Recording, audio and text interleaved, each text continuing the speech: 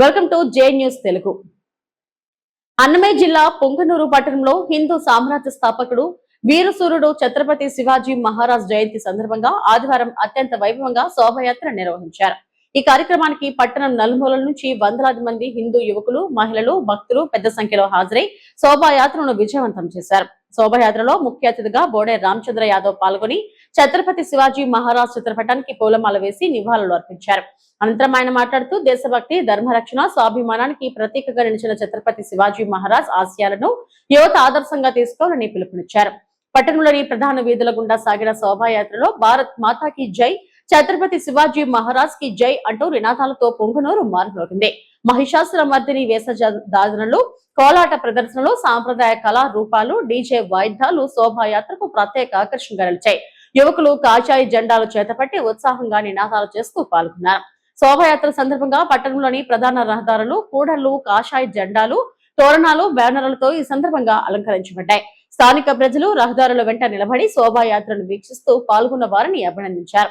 ఎలాంటి అవాంఛనీయ సంఘటనలు చోటు చేసుకోకుండా పోలీసులు విస్తృత భద్రతా ఏర్పాట్లు చేశారు.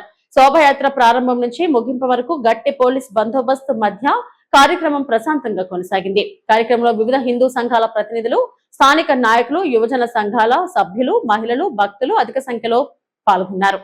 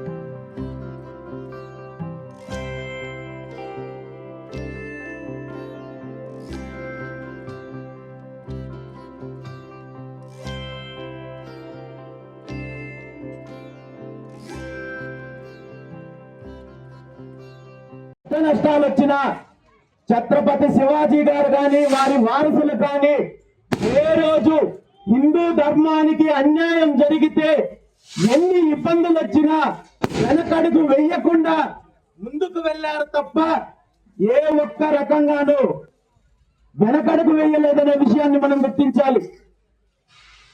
ఎందుకు చెప్తున్నానంటే ఈరోజు చిన్న చిన్న కారణాలతో సమాజంలో మత మార్పులు జరుగుతున్నాయి. ఈ మత మార్పుల వల్ల మత మార్పిడి చేసుకోవడానికి ప్రతి ఒక్కరికి ప్రాథమిక హక్కు ఉంటుంది.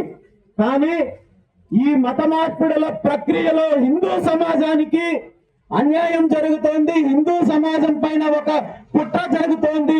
హిందూ సమాజాన్ని విచ్ఛిన్నం చేయడానికి ప్రయత్నం జరుగుతోందనే విషయాన్ని మనం గమనించాల్సిన అవసరం ఉంది. ఛత్రపతి శివాజీ గారి జీవిత చరిత్ర బహుశా మన తండ్రులు వాళ్ళ తాతలు మన తాతలు వాళ్ళ ముందు తరాల వాళ్ళు ఎవ్వరూ చదువుకోకపోయినప్పటికీ కూడా ఏ ఒక్కరూ ఎన్ని కష్టాలు వచ్చినా ఎన్ని ఇబ్బందులు వచ్చినా మన తల్లి లాంటి హైందవ మతాన్ని విడనాడాలనే ఆలోచన చేయలేదు. కానీ ఈరోజు మనము చిన్న చిన్న కారణాలతో చిన్న చిన్న సమస్యల కోసము మరొక చిన్న చిన్న తాయిలాల కోసము ఈరోజు మత మార్పుడుల గురించి ఆలోచించే పరిస్థితి ఉందంటే మనందరం కూడా ఆలోచించాలి. ఛత్రపతి శివాజీ ఆనాడు ఖడ్గం పట్టి శత్రువుల పైన యుద్ధం చేసి హిందూ సామ్రాజ్యాన్ని స్థాపించే హిందువుల యొక్క ఐక్యతను కాపాడితే ఈ రోజు మనం ఖడ్గం పట్టాల్సిన అవసరం లేదు. మనలో మనకున్న అనైక్యత మీద మనము యుద్ధం చేయగలిగితే చాలు.